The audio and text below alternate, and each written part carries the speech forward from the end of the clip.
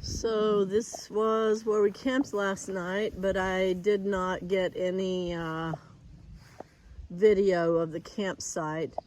My friend and I, Loop, and her two dogs, Hog and Mouse, camped here, and I forget what day it is, I'll post it, but we're gonna try to get 10 miles in today. I am getting a little earlier start, however, I've not had breakfast and have to stop and get water, so that'll be another 30-45 minutes added to my takeoff time. But I am leaving right now. The water's close, it's about 1/10 of a mile away. So I will see you all later. I don't know how much filming I'm gonna do because I have to get 10 miles in.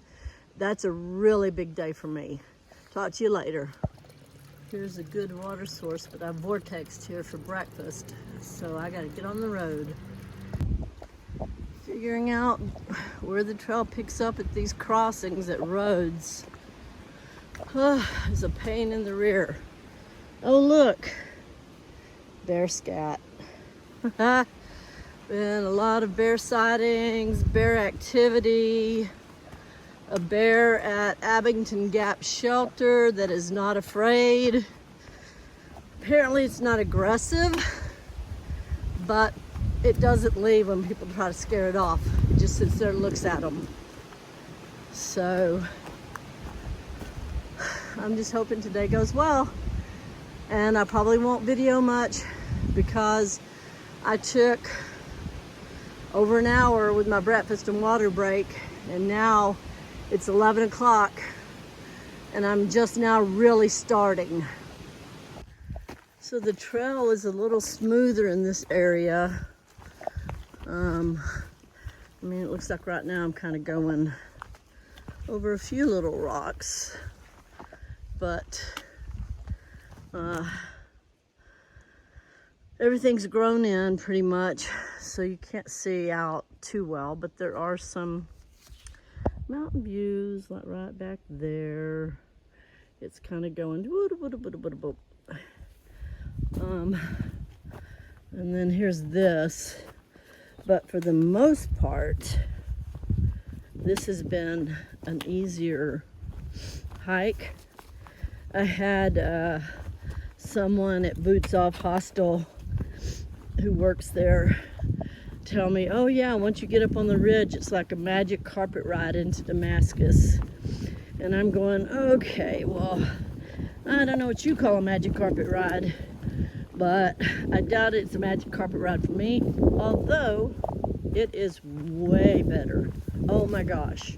The inclines aren't huge, and the trail has had much fewer rocks and roots, which has been incredible.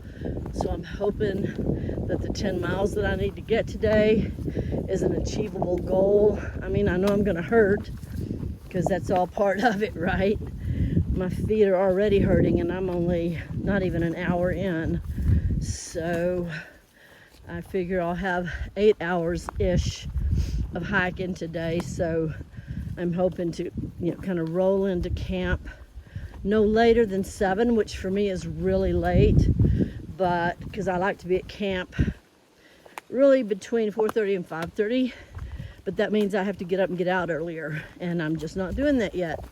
So I'm working on it.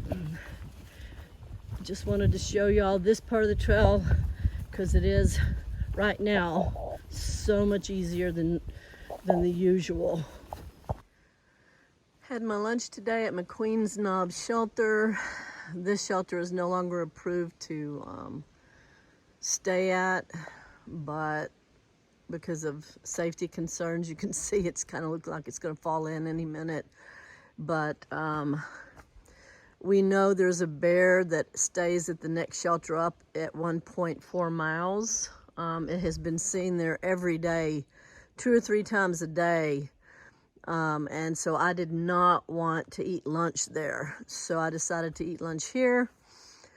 And I am gonna have to get water at Abingdon Gap Shelter, which is where the bear is, but at least I won't be stopping to eat. But I have to get water there because there's no more water really until almost into Damascus, and I won't be going into Damascus until tomorrow, so I have to have water for tonight and in the morning if possible. So I'll be stopping at Abingdon Gap Shelter and hoping that that really steep, it's supposed to be really steep going down and then obviously coming back up to get the water. Just hope there's no bear around. We'll see. Whew. I'm coming up the mountain that goes to Abingdon Gap Shelter, and it's really very pretty. It's nice and cool up here. You can see why a bear would like it. Oh, gorgeous. Gorgeous, gorgeous. Whew. I'm just singing my songs and walking along, and I spare y'all that part. You're welcome. Well, here's the bear at the shelter right there. And we're thinking there's a second one, so we're trying to figure out how we're gonna do this because we need water. Wow, hello bear. And it does not want to leave.